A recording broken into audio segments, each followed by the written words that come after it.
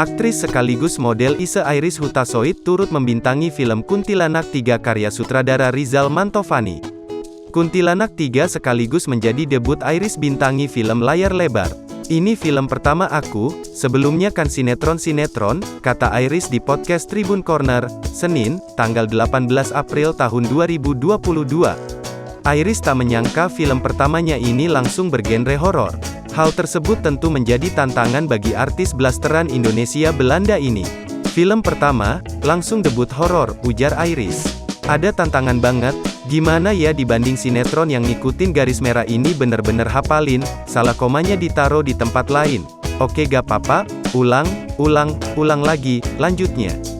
Dalam film ini, Iris berperan sebagai satu di antara guru di sekolah mata hati tempat di mana anak-anak dengan kekuatan istimewa belajar mengendalikan kekuatan supernaturalnya.